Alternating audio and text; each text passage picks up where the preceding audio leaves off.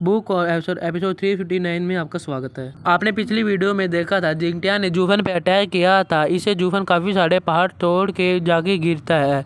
उसके बाद जिंगटियान ने कहा था आज तुम्हारी लास्ट सोल देने का समय आ चुका है। फिर हमें एक स्पार्कल सी लाइट दिखाई जा रही है। इसके बाद हमारा सीन एंड हो गया था। अब इसके आगे की वीडियो अब शुरू करते हैं।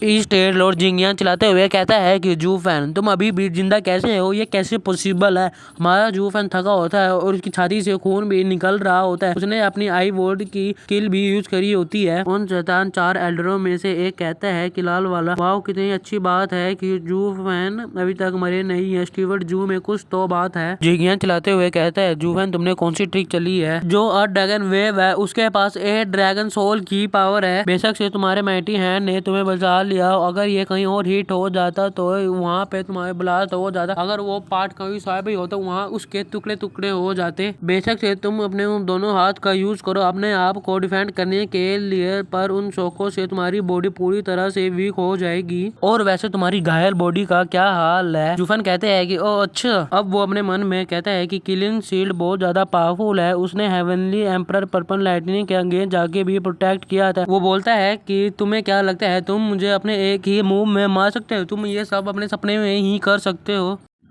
ये अपने मन में कहते हैं लकली मेरे पास किलिन आर्म है, वरना ये ना होता तो मेरी बॉडी अब तक पूरी तरह से तितली उड़ चुके होते। जिंगयान अपने मन में कहता है ये पांग बहुत ज्यादा ही डेंजरस है, मैं इसे जिंदा नहीं छोड़ सकता। जू फैन जिंगयान की तरफ देख रहा होता है और वो वहाँ से उड़ते हुए कहता है कि ये राउंड तुम्हारा है, अब आगे देखते हैं आगे क्या होता है। और वो वहाँ से जाने लगता है। ये देख के इस स्टेट लॉर्ड हैरान हो जाता है और वो उसका पीछे करते हुए कहता है कि पंख तुम्हें क्या लगता है तुम यहाँ से आसानी से जा सकते हो, तुम्हारा हेड यहीं पे रहेगा और तुम यहीं पे मरोगे। सर लैंग उन्हीं को देख रहे होते हैं। वो आँख खोल के ये देखते हैं तो उन्हें समझ आ जाता है ये कोई जू फैन की ट्रिक है।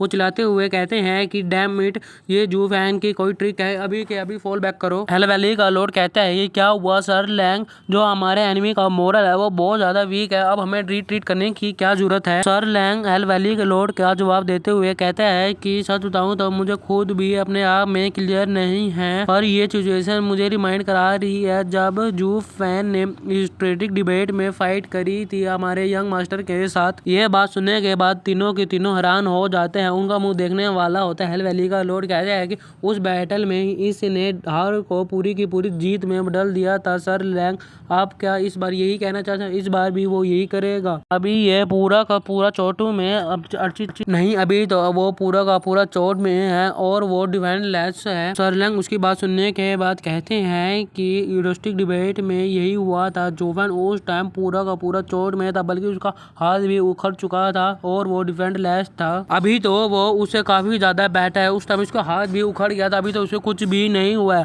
ये अभी भी जी सकता है। हांगकू किंटियान की टीम को तोड़ के वो उसे डेथ तक टॉर्चर करेगा। भागने वाला लॉर्ड कहता है कि सर लैंग आपके कहने का मतलब है कि जो ये डिफीट है वो एक ट्रैप है। सर लैंग उसकी बात सुनने के बाद कहते हैं कि मैं श्योर नहीं हूँ, जो ये किड है ये बहुत ही ज्यादा होशियार है, मैं ज्यादा दूर का नहीं देख सकता हूँ, पर एक चीज तो होनी है, जू फैन की हार आज पक्की है, पर उसके बाद भी क्या फायदा है, ये एक ट्रैप है टाइगर को झुकाने का। अभी तो हमने कपल की पावर को मेंशन ही नहीं किया है। जो रीजन स्टेट के वनरेबल है वो बिल्कुल वेस्ट है, वो ब्लिंक में ही खत्म हो जाएंगे।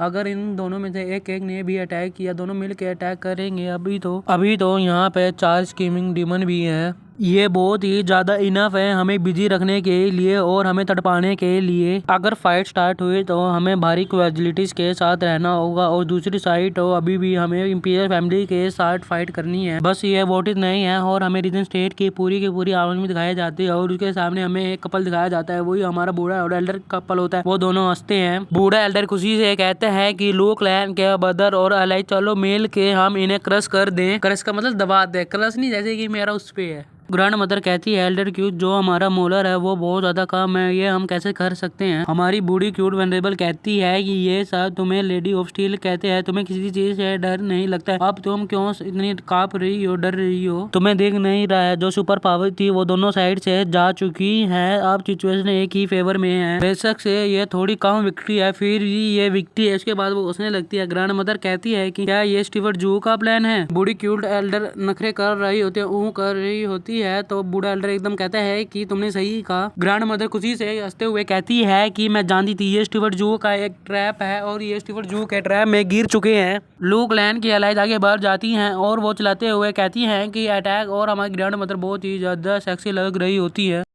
ये देख के सर लैंग और रीजन स्टेट के एलाइज हैरान हो रहे होते हैं। एल वैली का लॉर्ड कहते हैं भगवान के लिए ये सब कैसे हो गया, ये सब ऐसा कब हुआ। भागने वाला लॉर्ड चलाते हुए कहते हैं कि ईस्ट लॉर्ड हांग वो बहुत ही ज़्यादा बेवकूफ़ है, उसे ये बहुत सिंपल सी ट्रिक नहीं दिख रही है। मेडिसिन पिल किंग होल के लॉर्ड कहते हैं कि ये बहुत ज़्यादा लेट हो गया है पीछे भागने के लिए, ये हमें हट डाउन कर देंगे, ये बेटर ये हम फाइट कर लें। सर लैंग अपने मन में कहते हैं कि इसने कोई ट्रिक यूज नहीं की है बल्कि एक कैलकुलेटेड रिस्क ली है। जू फैन एक बहुत ही होशियार लड़का है और बहुत ही चालाक लोमड़ी है। जू फैन ही तय करेगा जीतना है या हारना। रीजन स्टेट्स के जो एक्सपर्ट हैं वो आज यहाँ पे मरेंगे।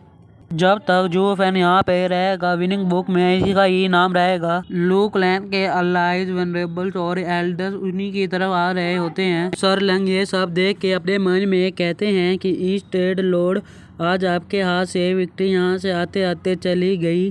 क्या तुम भूल गए हो गूस एंड टोंग के बारे में 300 साल पहले। मेडिसिन पिल किंग के लॉर्ड रेनबो क्लाउड पाल्म का यूज करते हुए अपने पोजन से अटैक करते हैं। जो हमारे पोजन मास्टर होते हैं वो उससे निपटने के लिए जा रहे होते हैं और ये उन्हीं को देख रहा होता है। वहाँ पे पहुंचते साथ 399 पोजन फैंटेसी पाल्म का यूज कर देते हैं। दोनों का पोजन एक दूसरे से लड़ता है और मेडिसिन पिल किंग के लॉर्ड चलाते हुए क्या ये तो पोजन आर्ट है। और हमारे मास्टर कहते हैं हंसते हुए कहते हैं कि हेल लॉर्ड ये टाइम आ चुका है, यह हिस्ट्री में लिखा जाएगा जो हम एक दूसरे के फाइट करेंगे पोजनों के बारे में। ये मार्शल आर्ट मैंने स्टीवर्ट जू से सीखी है। 99 पोजन फैंटेसी पाल्म ये थोड़ी सी ज़्यादा स्ट्रॉन्ग है पिल किंग और रेनबो क्लाउड पाल्म से ज़्यादा ये है नहीं।